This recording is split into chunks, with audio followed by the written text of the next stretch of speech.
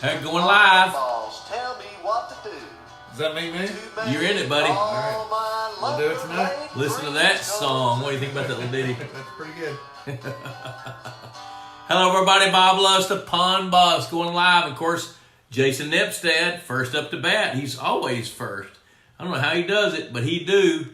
Welcome, Jason. Welcome, everybody else. Glad to see you guys checking in tonight. We got 8 people. Tim Stewart's checking in. He's in Florida. Jason is in North Carolina. Jacob West, he's over there at Denison. Jacob and Tim were both at the Bob Lusk Institute of Higher Pondology. That's right. And you met both those guys. You got to know them. So, welcome, guys. Hey, I have a guest, Dr. Shawn McNulty, John Funk from Michigan.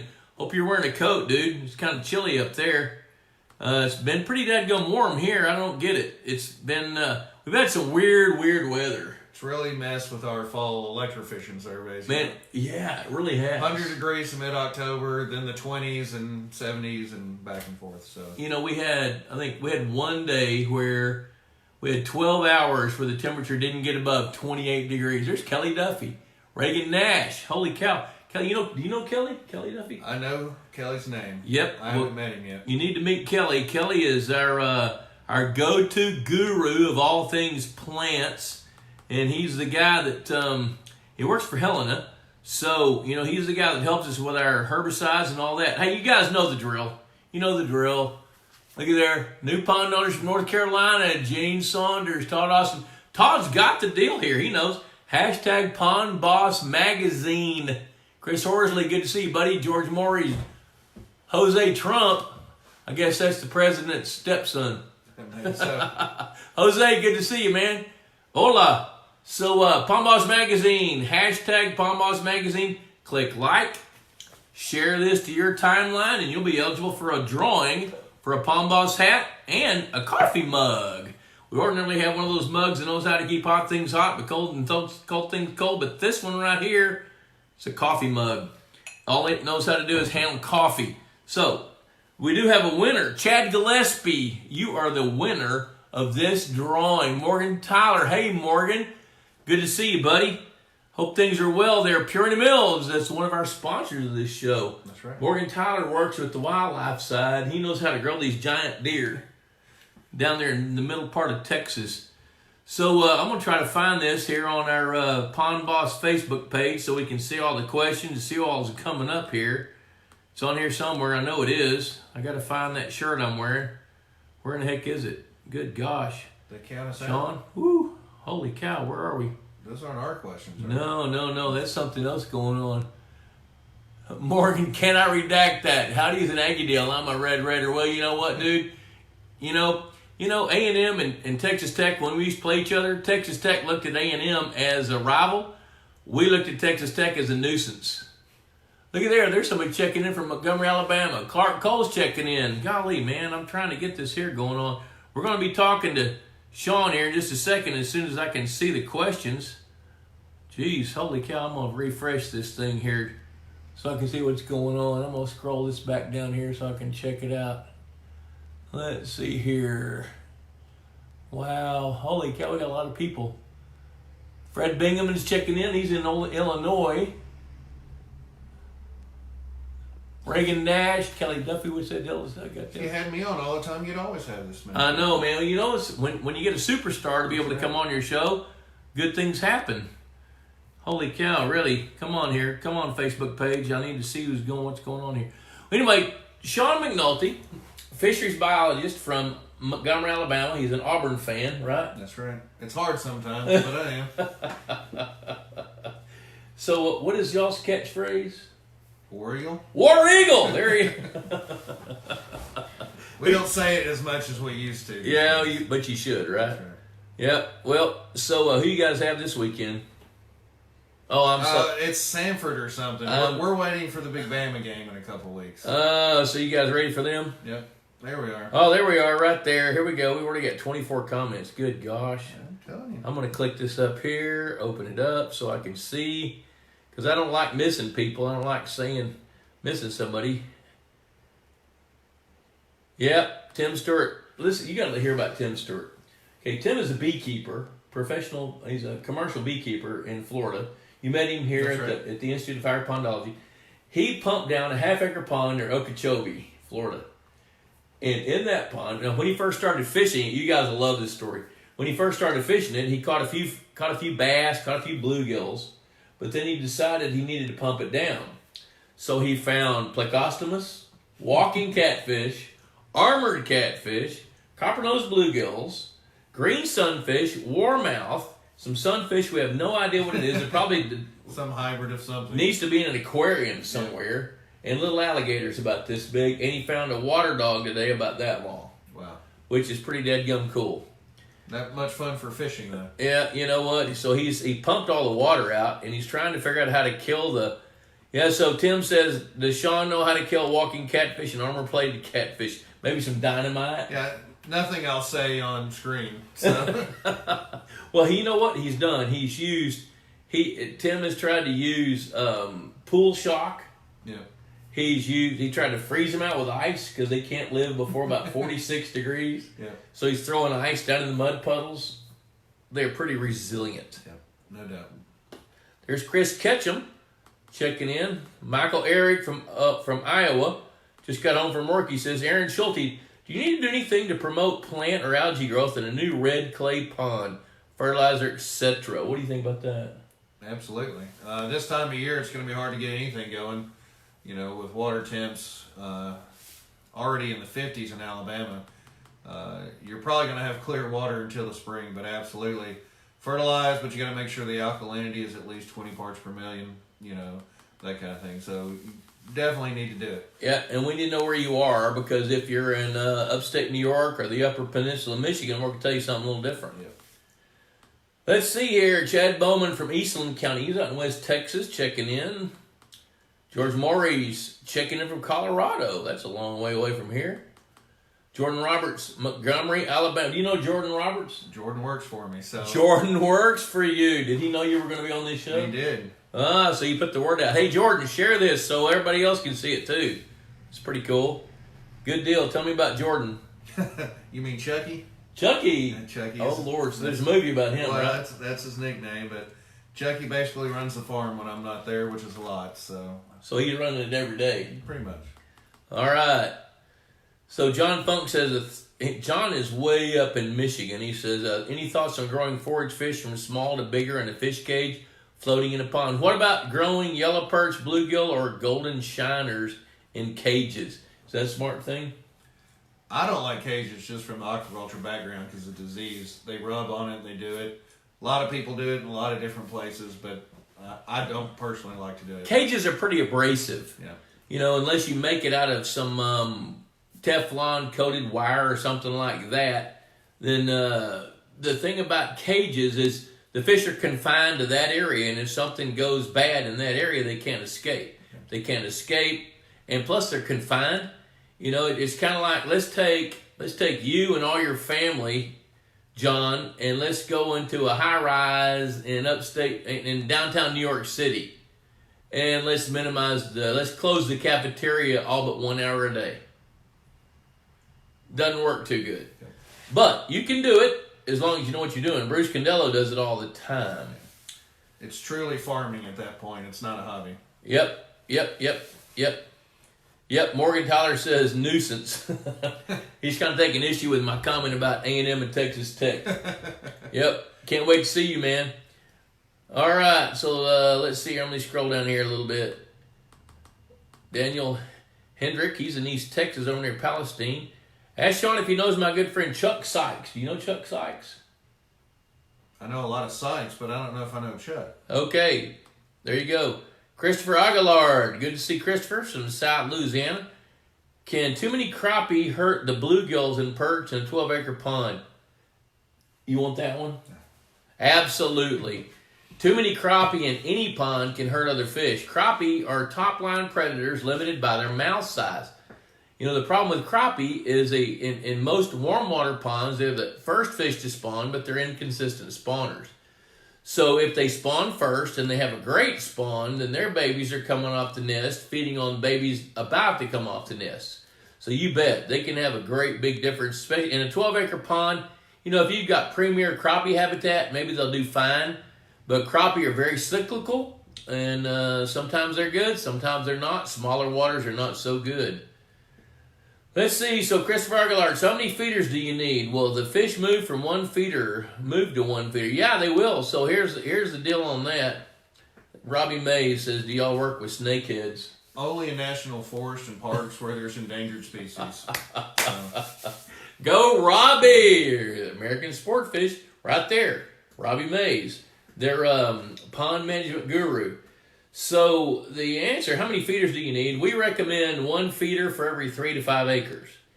Now, in today's world, you can have a feeding program. You can feed small fish over here, bigger fish over there.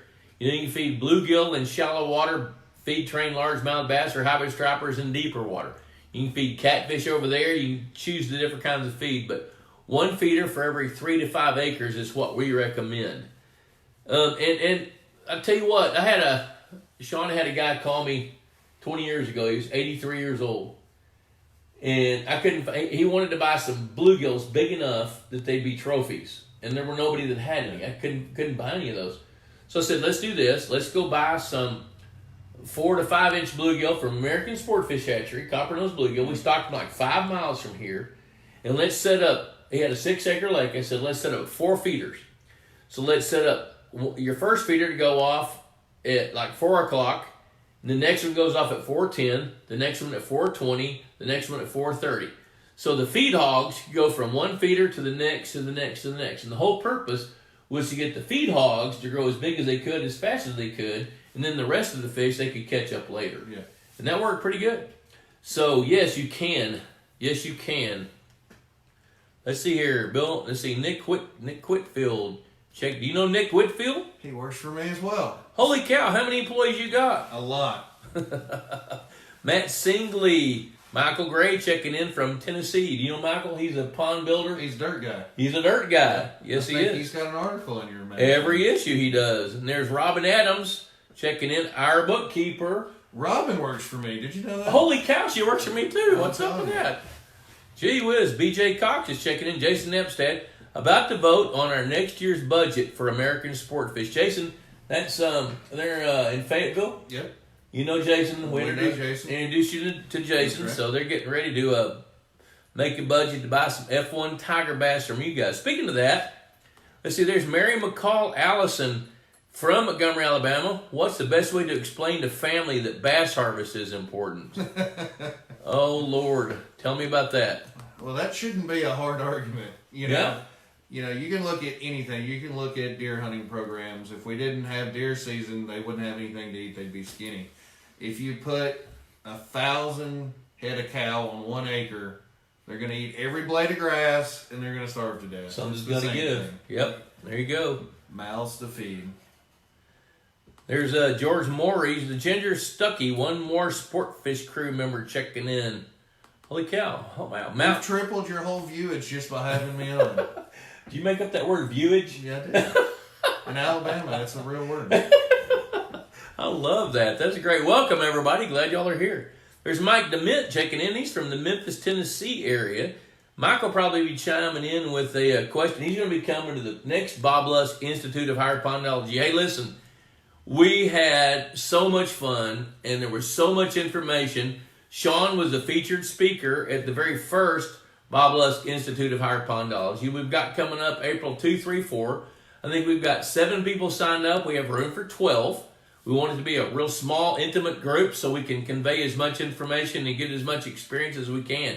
So we got room for 5 more guys or girls or couples. You guys, come on, bring it on. We're going to set it up, and you guys are going to have a huge time. Let's see. So, Michael Eric, so would it be a negative thing to have? A negative what? I've already lost track, Michael, of what you're talking about. So, type in something else. Joseph Reynolds checking in. Let's see here. Christopher Aguilar says, tell Aquamax to send us some coupons for crowd. What a great idea. You know what? I bet you I can do that. I've got a little bit of pull. Hey, Tyler. Let's see. Where's Morgan? Morgan, hey, we need some $5 coupons for Aquamax. Think you can pull that off? Maybe you and Hohensee can pull that off? Let's get some coupons out there. We'll send some of them out in Pond Boss. All right, let's see here. Troy Seal is on time. Aaron Fuel. Hey, Shawn, do you know Aaron? I do. He works for you too. No, he's a grad student at Auburn University, and we're working with them on some bass grow out projects and different things. Tell us about that. What are you working on? We're looking at a couple different, you can't call them strains, we're looking at different Florida bass from different regions, have different, physiological traits. Some are longer, some are taller, some are fatter. And so we're growing them out to see if it's more habitat, if it's genetics. And so we do a lot of work with Auburn University and their genetics team out there. So we're seeing if there is a way to improve our tiger bass by having a better Florida bass. Okay, so in other words, if you can get a fish that's deeper bodied and longer, that has a higher relative weight, then that would make a better brood fish for you to be able to grow better F1s. That's right. So you're working with Auburn to figure that out? That's right. Okay, and so he's working to help you do that. Okay, so that's pretty cool, interesting. Okay, John Wilson checking in. Hey, John. George Morris, would F1 survive here in Colorado? What's your opinion on that? They'll probably survive. I've never seen them not survive in an area. I don't know if they're going to thrive. But the biggest thing is you got to find out if they're legal. There's a lot of states that will not allow an F1 in their state at all. So you got to check with natural resources or conservation and see if they're... There you go, George. There's your answer. I'm going to tell you this. When ice forms on top of a pond or a lake, that insulates your frigid temperatures from the rest of the lake.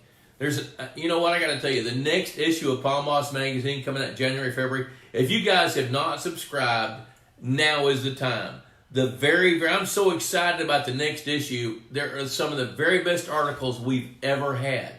One of those talks about the principles of water and ice layers forming, temperatures beneath. And the thing about Colorado is you guys ice up. And when you ice up, that stabilizes the water temperatures beneath the ice. Where, like here, we might end up with water at 33 degrees. There's not much chance a Florida bass is going to make it through 33 degrees if it stays that cold very long. So I honestly think in Colorado, you stand a better chance to have some F1s survive the winter time than you would in parts of Oklahoma, New Mexico, coming across through areas of Arkansas, even Tennessee. There's kind of a window in there where the water temperature can get cold enough that it can adversely affect survival rates. Now, the key point that Shawn just made is, even though if they can survive, can they thrive? They don't like cold water. So, if you've got enough warmth and enough food, that's pretty much going to dictate whether they can thrive over what period of time. So let that digest a little bit, and that's exactly what Shawn's talking about, whether or not they can do very well.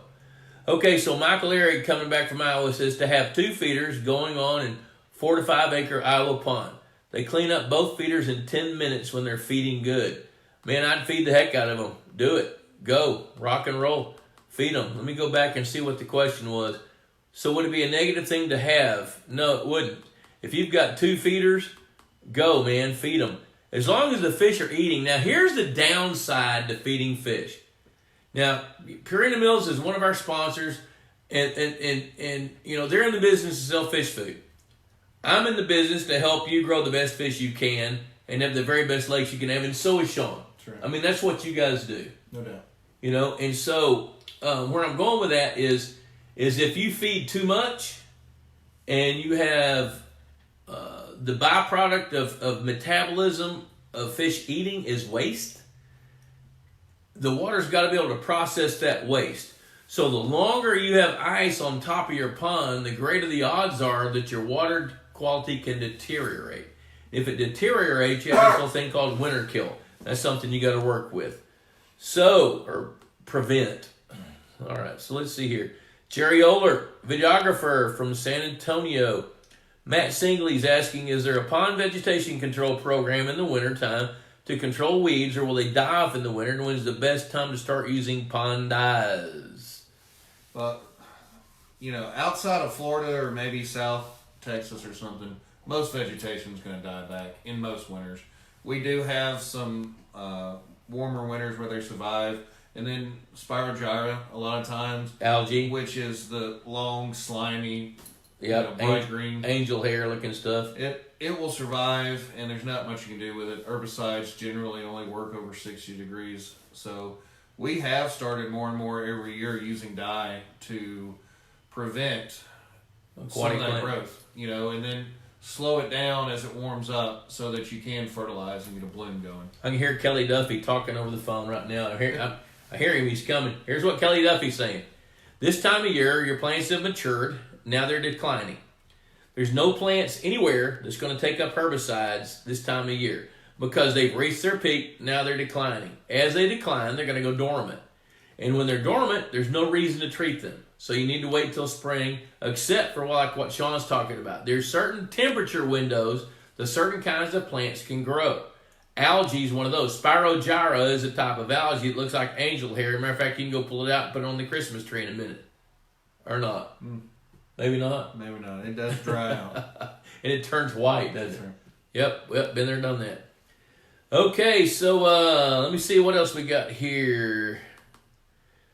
Let's see. Michael, can we ice fish? Okay, so we got a little sidebar going on here. Matt Hines, good evening. Hello, Chris Blood checking in. Texas Hunter. Texas Hunter's a great sponsor of this show. Texas Hunter Feeders, the best products out there on the markets. There's Mark Primo. Now, Mark Primo was at the Bob Lusk Institute of Hydroponics from South Louisiana. He's a guy with 220 acres, got some pine forest. He's cleared off a part of it. Going to excavate a pond over the next few months or a year. So glad to see Mark. Christopher Aguilard. Christopher Aguilard and Mark Primo, if you guys haven't met yet, you need to. You guys are automatically friends. I think T-Boys Boudin's going to bring me to the Institute for Hydroponics for the advertising. Hey, you know what? Any way you can get here, Aguilard, you need to bring it, buddy. Come on. Aaron Fuel got the thumbs up sign going on. George Morris, I am the Bass Conservation Director for Colorado. Okay, BASS, man, that's cool. You know what? If you can figure out, let me tell you this. George, if you can work with BASS and work with them to bring some F1s or some, well, I don't know that you want any Floridas in Colorado. You'd want F1s. Yeah. That could be a pretty good move for some reservoirs in there. And, I mean, you guys have brought fish to, I know you stock them in the Red River near Shreveport. That's right. You're working on a project with Kentucky Lake. That's right. So what are some of the things you're doing with public reservoirs that George can go back to his group and talk about with BASS? So one of the newest ones, Kentucky Lake, that we're going to do next year. People who follow bass fishing know that it's been a really good lake for a long time. It was also the lake that the video that was on Facebook where they shot millions of Asian carp. Right below the dam. That's right. What? It's like 14.2 million views. Yeah. Yeah. What they're saying, and I haven't seen the data, but what the folks that contacted us are saying is that the Asian carp have reduced the bass recruitment every year, and so they're trying to get young of the year in. And so, especially the further north you go, we raise our bass or we hatch them in tanks, so we're actually a month ahead of the natural cycle. So we start spawning March 1, which is a full month ahead of Alabama. It's probably 5-6 weeks ahead of Arkansas and Texas and down the line. So our first 2-inch bass are ready in May. And so those 2-inch bass, you can put them in a system and they're going to be the big dogs out there and they're going to eat whatever they want to eat. So now what I just heard you say is in Kentucky Lake where the Asian carp are and other lakes like that, recruitment of largemouth bass has declined. That's right. And so what's going on is some of the agencies are saying, hey, let's go get some more fish, bring them in, stock them, and see if we can kind of get back close to the curve of natural reproduction. That's right. And you've got to have enough fish predators in there to eat the offspring of the exotics as well. Yeah. So if your bass numbers are declining, that's also going to allow your Asian carp to really explode. Yeah. Okay, so let's talk about this. Where do you think Asian carp? Do you think that there'll be a big enough market I mean, my experience has been a supply and demand thing when it comes to natural resources like this. Even when you have an invasive species, at some point, there becomes a point where the profitability of trying to capture and sell that resource is enough to justify to go out and do it, to start managing that resource. Could that be done with Asian carp? I think so. It's a protein source, and protein sources go in a mix of things. Cat foods, dog foods, everything. So it's not just human consumption. You can use that as a byproduct to do a lot of things. So there's some scuttlebutt out there about menhaden, which that's the source of protein for fish foods. That's right. So could that market tip to where Asian carp could also become like an ingredient for something like that? I would think so. I'm no nutritionist, and I don't know exactly how that works. Menhaden was selected for a reason. I know they're high in oil. Yep. So there's a lot of different factors. It might not be perfect, but if we've proven one thing as humans is that we can fish or hunt anything to extinction if we want to. So well, maybe that's what we need to do with Asian carp. There's Jim Morgan checking in. He says, dude. Yeah, well, the dude rules, man. All right, so let's see here. Brian Duke's asking, hey, Shawn, you want to shoot fireworks in a treehouse? Wow. What's the next guy say? Chris Blood, hey, Bob and Shawn, we love American sport fish tiger bass. So I guess we're just going to bypass Brian Duke's fireworks in a treehouse. I think that's probably a wise decision. Thanks, Brian. Yeah, he's going to be circling back on you, Brian. And Chris Blood, we appreciate it, man. Tiger bass. Tell everybody, we got a lot of viewers out there. We have more viewers tonight because of you than we normally do. I am famous. You are, and you're going to be even more famous when you get to answering this question. What is an F1 tiger bass, and where did it come from? What's the deal on that? Okay, so F1 is just a generic term for the first generation. So you cross two things, their offspring is an F1. And so that's the generic term that's used for bass, especially when you cross a northern and a Florida. So American sport fish in the late 90s, I believe, really started pushing the F1 cross. And so they started selecting the best Florida bass that they could find that were, as big as they could get. They selected northern bass for the most aggressive ones they could find, that also had size. Because, northern bass don't really have that size. So over the last 20 years or so, American sport fish has been selecting broodstock for northerns and Floridas so that we could create the best F1, and we trademarked that as a tiger bass. So the northern strain bass is more aggressive than Florida strain bass, but the Florida strain bass get bigger. That's right.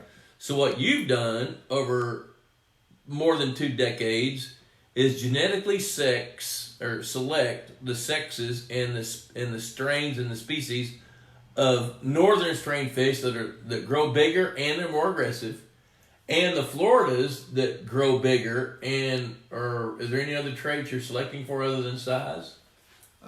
Well, a lot of it is feeding, and a lot of people ask, how do you check for that? A lot of it is we bring all our brooders up every year, and you can see which ones are really just, because we feed these guys forage.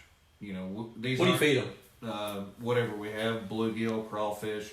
A lot of times when we're harvesting ponds during that time of year, there's always crawfish. And they're always fun because you can just hold it over the water and they snatch it out of your hands. So anything we have, we keep up tilapia for that reason too, because they hold up well in tanks. Koi are great for it. So anything that we can do to keep them fat. And so then you take now, all these fish, it's pretty interesting, guys. All your fish you have pit tagged. That's right. So from the minute those fish are on the farm to the minute you're through using them, which fish that is, how old it is, where it came from, whether you grew it or you acquired it from a source of huge Florida bass, with deeper bodies, longer lengths, heavier width, or whatever you're choosing from. Yeah. And so then you take those fish. Now, do you take like eggs from a 12-pound female, and do you fertilize them with more than one male? So when we spawn them in tanks, that's a 20-foot diameter tank, we usually put 8 pairs in there. and so it's not 1-to-1. So you've got genetic diversity That's in right. there, no matter what. And the females will go to multiple males that are sitting on the spawning mat, so you're spreading it out.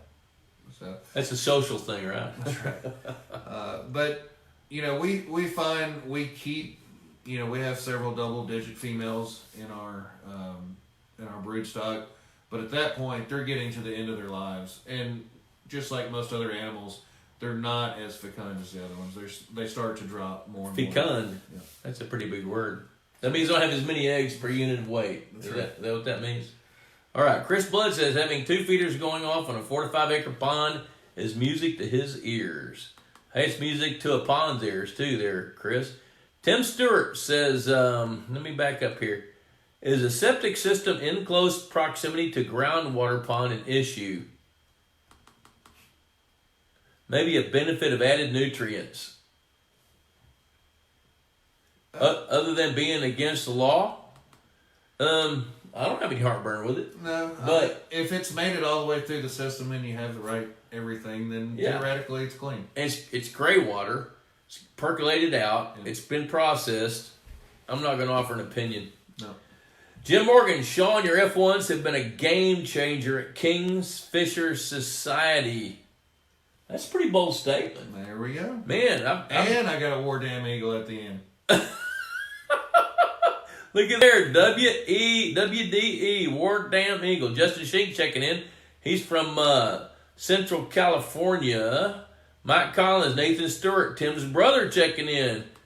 Dude, you know what? Tim's a pretty good stud there. Hey, there's Rod Ardwin. Did I get that right, Ron? He's another Cajun from South Louisiana. He's coming to the next Bob Lusk Institute of Higher Pondology. Christopher Aguilar's checking on him, says, where in the heck you been? Nick Whitfield says, seeing bass spawn in a tank is one of the coolest things about my job. Tell us about Nick Whitfield. He's been with us for a long time. He's going to school, so he's been part-time sometimes, but he's been there. He's Chucky's right-hand man, so he's capable of doing anything we got. That allows you to come to Texas. That's right. When those guys are handling the business. That's right. Hey, hashtag Pond Boss Magazine.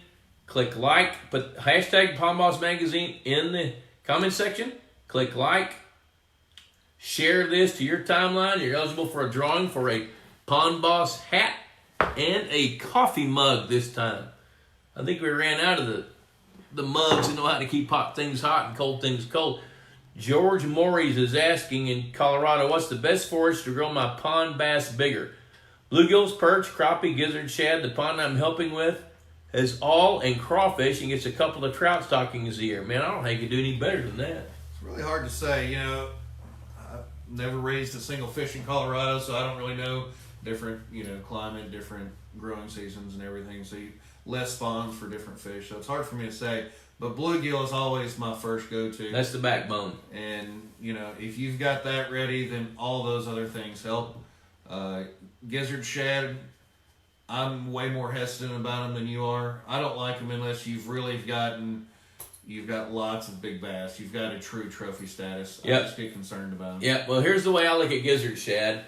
I like to see at least 25% of the biomass of bass at least 17 and a half inches or bigger before I want gizzard shad. Because a 17 and a half inch bass is right at 3 pounds, and that's the mouth gape size that can eat a 9 or 10 inch long gizzard shad.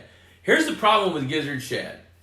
When they reproduce from 250,000 to 750,000 eggs. Now, if you say that fast, it doesn't sound like a lot, but when you start figuring out that there might be 25 of those girls in a 6-acre lake, that's a lot of gizzard shad. And all you need is 4% survival rate of shad that grows so big that they can't get eaten.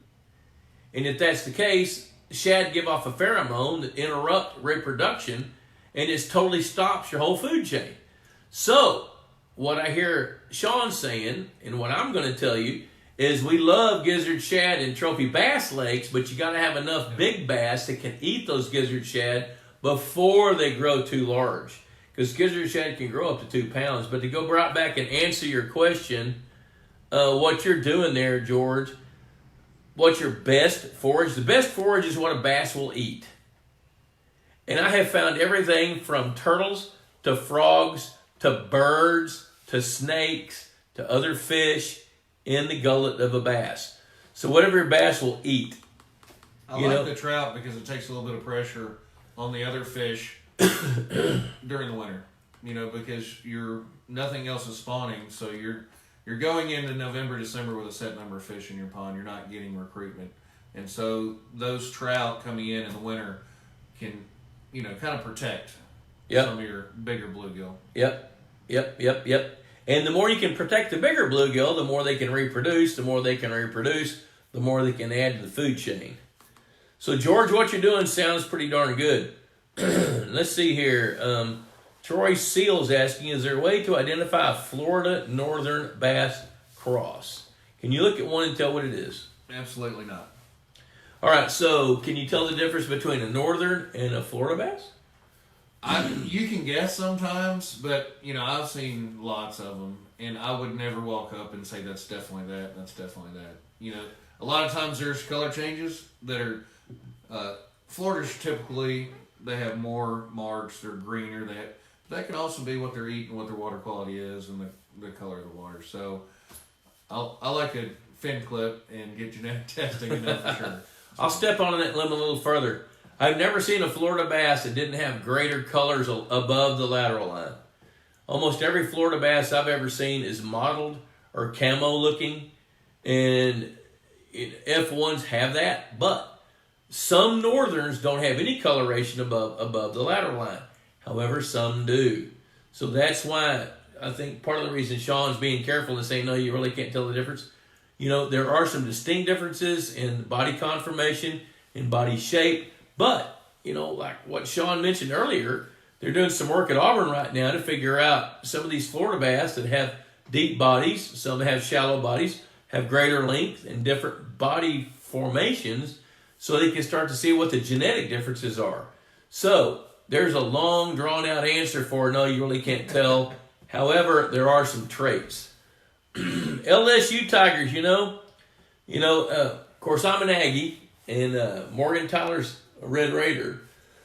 And my Texas Aggies are in the SEC, and they're struggling.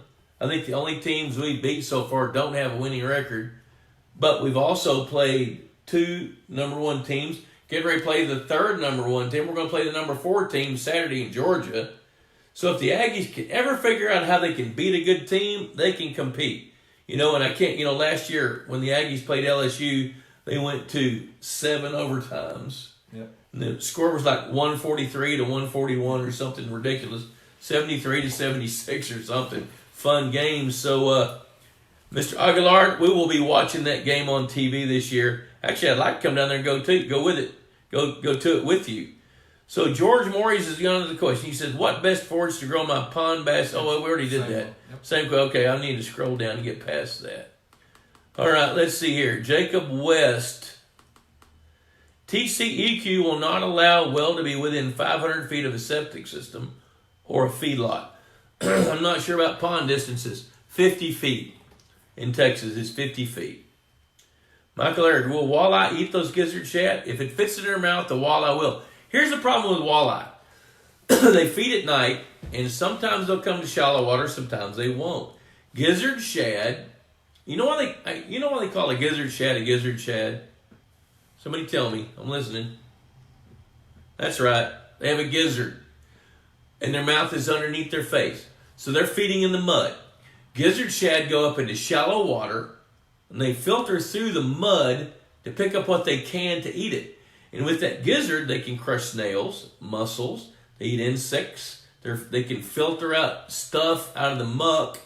They have a very long digestive system. So if the walleye are willing to go up into shallow water at night, which they are, then they can feed on some gizzard shad. But I think their window of opportunity is pretty small because it takes an awful big walleye to eat a decent-sized gizzard shad. So looky here, we got Alan Andrew Williamson. Shawn, this is Alan from Luverne, Alabama. F1 tiger bass are the bomb. Question, what type of gravel do I need to use to establish beds for my copper-nosed bluegill? Pea gravel. What's that? What's pea gravel? Small round rocks. It's pea gravel. You know, 1/4 inch to 3/8 inch gravel like you see with blasting sand. So it's washed river rock pea gravel about as big around as a black-eyed pea to a pinto bean. that's why they call it pea gravel. Is because it's kind of like split peas. Yeah. All right, Troy Seal says thank you. Joe Sipes checking in. Tim Stewart, he got it. They have a gizzard. So Aguilar's asking, how much harm does a red-eared slider turtle do to a pond? One, none. None. Zero. 700, maybe a problem. So why are they a problem? Most of the time, they just sit at a feeder. That's really the only big problem. So they're going to eat fish food. Yeah. So the red-eared sliders, you know, what I tell people, if a red-eared slider eats a fish, the fish deserved it. Good point. You know, because every fish can get away from a red-eared slider. But when you have big numbers of them, they're gonna eat your fish food. And at $45 a bag for good fish food, you really don't want to share it with the turtles. So you can either show them their Second Amendment rights or buy a turtle trap and catch a few and relocate them to your neighbor. So Shelby Murphy, hey Shawn, what's your opinion on soft-shelled turtles? You know, we should probably skip this one because I know who that is. Who's Shelby Murphy? That is Nick's girlfriend. Well, Shelby, here comes an opinion on soft-shelled turtles.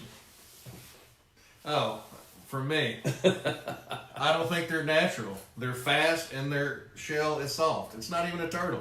I don't get it. It's ridiculous. And they're the spawn of Satan. The spawn of Satan. That's his opinion. That's Shawn's opinion of soft-shelled turtles. They're the spawn of Satan. No, they're awful. You know, early on in my little career, I'm about ready to start my 41st year. Back in like 1980 or 81, I got out of college and I leased a catfish farm out west of Wichita Falls.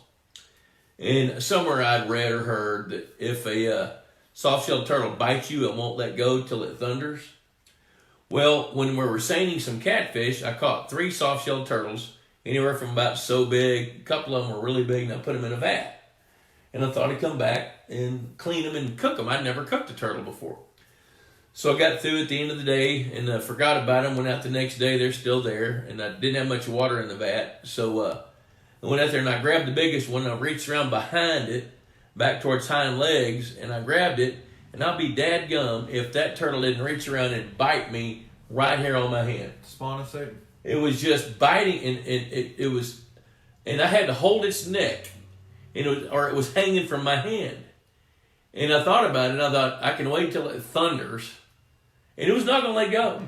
And it did not let go. So I was holding the turtle like this, had to walk back to the house, get my wife to get a fillet knife, and cut the head off that turtle. And even after we cut the head off of it, we had to pry it loose from my hand.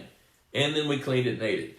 So, soft-shelled turtles, you say, are the spawn of Satan. Spawn of Satan. No question. They taste pretty good in soup, though. So, let's see here, Jason Nepstad. Hopefully the hybrid stripers we stocked will help control our gizzard shad crappie population. Need more room for F1s and bluegills. Now, the cool thing about McFadden Lake over there in Fayetteville, North Cadillac, is they drew that lake way, way, way down, and they harvested a bunch of fish, let it fill back up, and then they stocked some fish from you guys. Yep. So now, and they've added some hybrid stripers, sounds like, and so what do you think's what can you project for Jason to kind of expect to happen over the next year with those fish that they stocked? Well, we didn't stock he's talking about for gizzard shad control and crappie. Okay. I think you'll see that the F1s, because if I remember correctly, their bass population wasn't very good at all. Wasn't very good. No, it was actually terrible.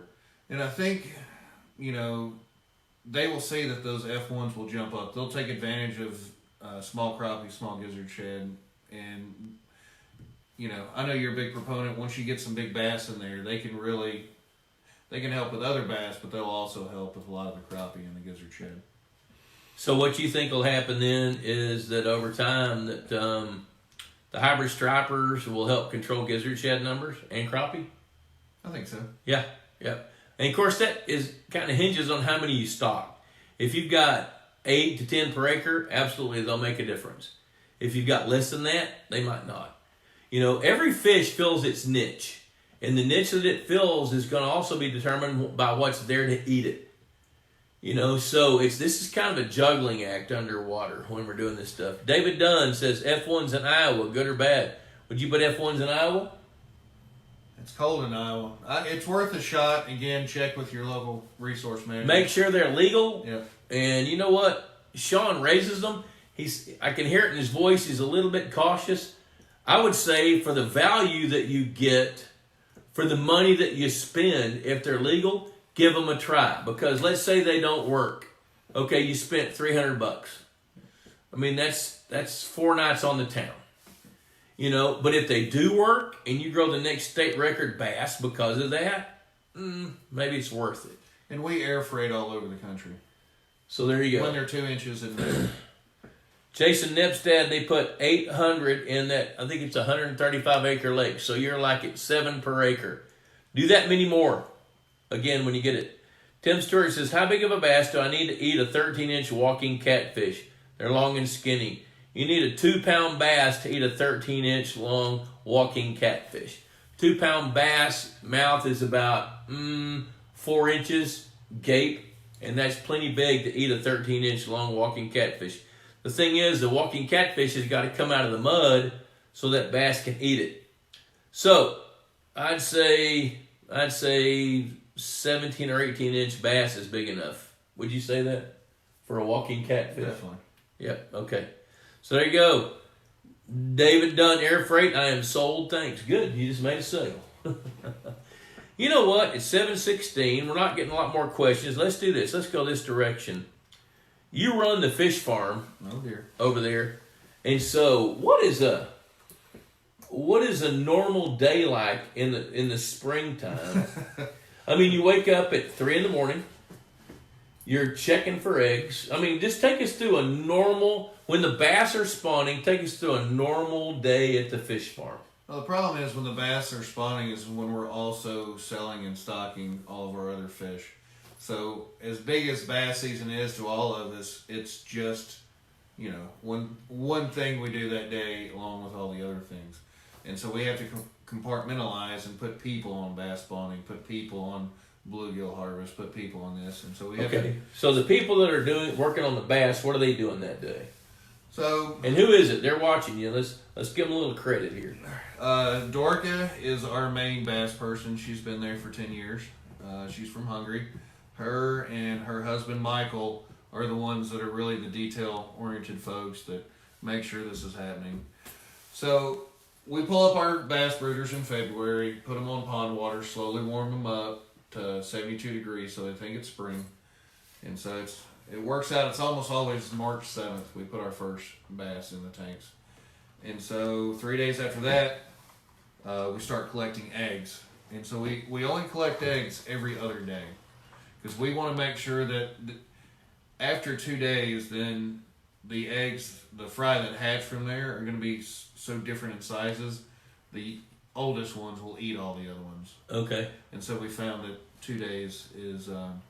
that's a good balance. That's a good balance. So we'll harvest the eggs. We'll put them in a egg dip to make sure fungus doesn't eat them.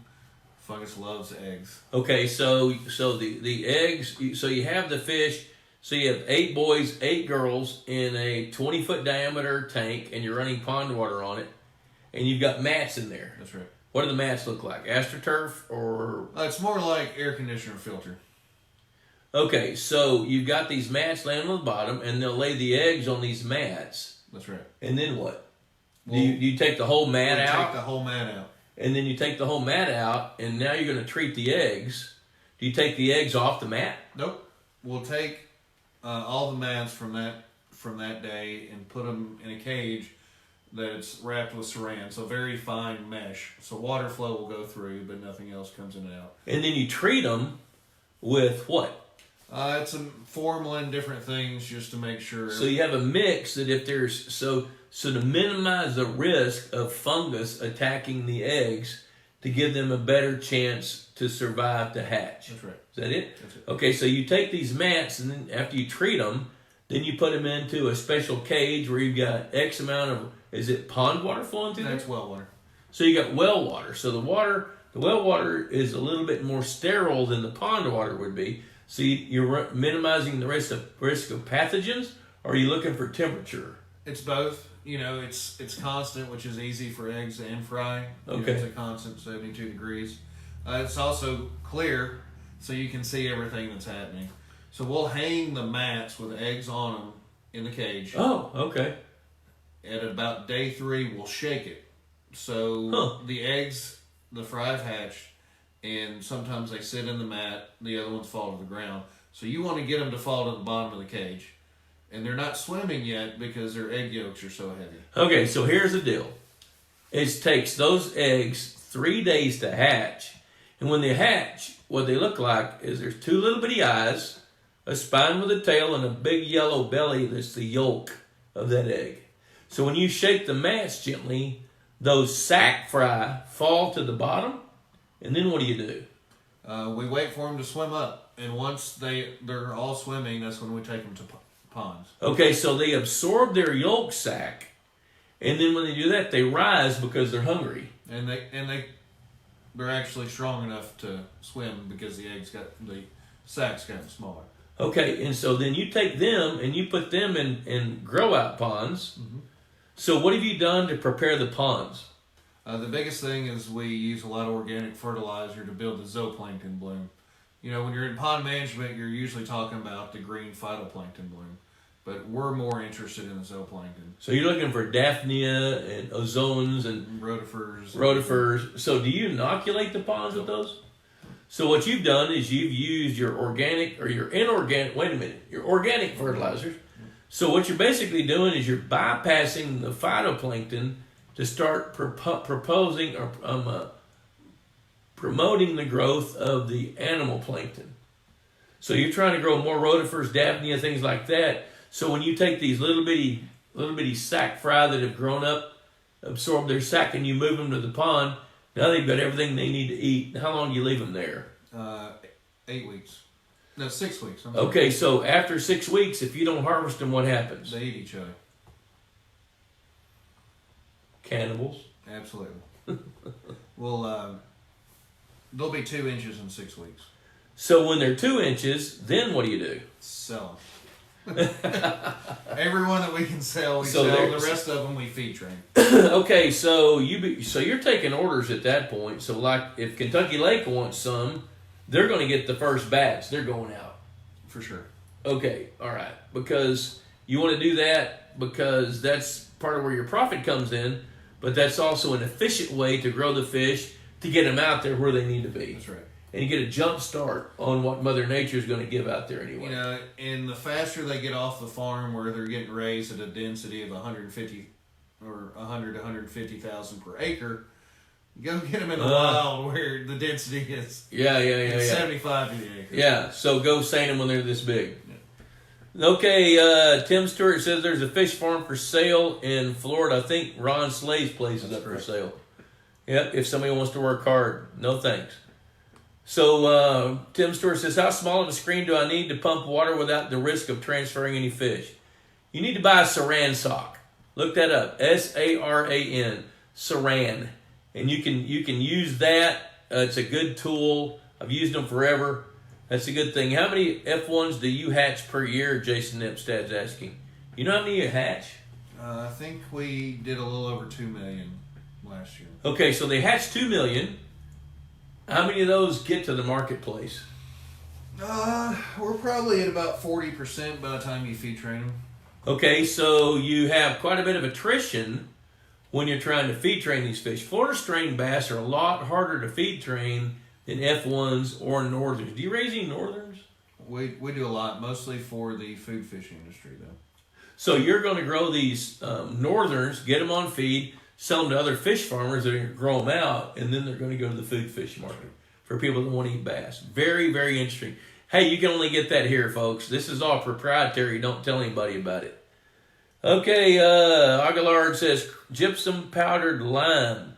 Can it hurt the fish? Gypsum powdered lime. Never heard of it. Well, that's two different things. Gypsum to clear up muddy waters, and then powdered lime. They use a lot of times when they're using hydrated lime. Well, I don't think I'd use hydrated lime, but that may be what he's talking about. Yeah. There's Wade Bales checking in. Hey, Wade, checking in from South Carolina. Good friend of ours over there, Quality Lakes.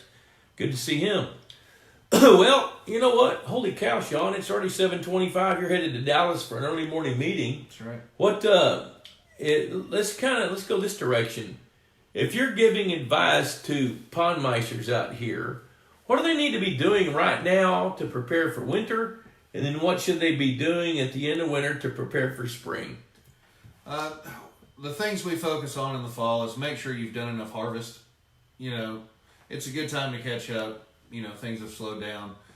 Make sure you've harvested enough bass for the year.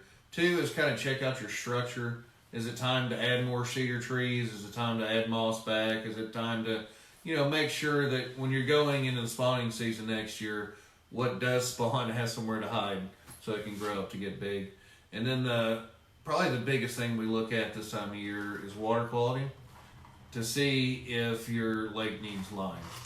So if the alkalinity is less than 20 parts per million, if you've got a fertilizer program, it's not going to work. The phosphorus in your fertilizer is going to bind to the soil. So get your lime up now. Now, between now and end of February, time to lime. That's right. You do that. We do that. Okay, so American Sport Fish Hatchery has a branch in Texas. They bought out my pond management company back in February. So they've got work. They do work in Texas, Alabama, Florida, Georgia, Mississippi, Louisiana, Alabama, Arkansas, Tennessee, and some in Missouri. So if you guys are out there and you need some pond management help, give them a call. Sure. What's the best number to call? I'm going to give the office number. Good. You don't want to give your cell phone number out? Not today. Not with Brian Duke on the loose. Oh Lord! About fireworks. He'd be calling you from the deer stand. That's right. So shooting something at a bobcat. No, actually, my cell phone is 334-759-0023. Call or text me. Might as well, because it's just going to get passed anyway. So yeah. we'll cut out. All right, or you can call the Texas office, which is 903-564-5372. So Ron Ardoin, I stocked hybrid bass in my pond 1 year and 4 months ago. They grew really fast when first stocked in the summer and through the fall. I was catching 12 to 13 inch fish last November. Then it seemed everything stopped, especially through the summer. Let's see here. He says, it seemed I was still catching 10 to 12 to 13 inch fish until about 3 weeks ago. Then all of a sudden, I've been catching 14 to 16 inch fish at 90% of their standard weights. I've always heard about it, read about it, learned about it from Pond Boss, but to witness it is really exciting to see these fish hit that fall growth spurt going into winter. They really turn it on and grow during these colder, cooler months. That's exactly right.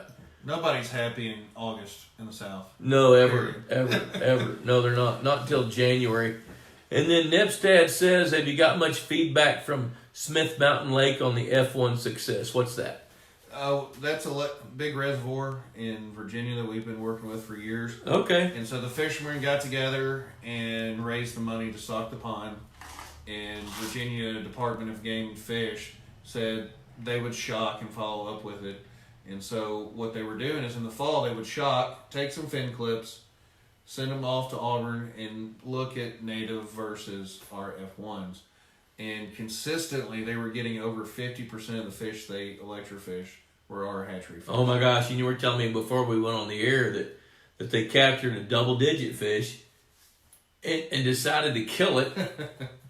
Which, I mean, why can't you fin clip a 12-pound bass or 11-pound bass? Well, that was a different project where we were stocking river systems. And on that project, instead of fin clips, we marked their otoliths with OTC. Oh. So they had to actually get to the ear bone to prove what it was. Okay. So there's a little science going on there, folks. Things that you don't ordinarily hear about. But Smith Mountain Lake, they've caught, I think, a 4 and a 5 that were F1s. So excellent. Well, Shawn, holy cow, man, it's been a great hour. It's flown by. I think so. It's always a great pleasure and an honor for you to come hang out and spend a little time with us. So, folks, thanks for tuning in. Thanks to Shawn for coming in and hanging Absolutely. out for an hour. He's got to head to Dallas to make a meeting in the morning. So until next Wednesday, Bob Lusk, the Pond Boss. Hey, $35 a year right there. Check it out. We'll see you next Wednesday night live from somewhere, probably right here. Adios.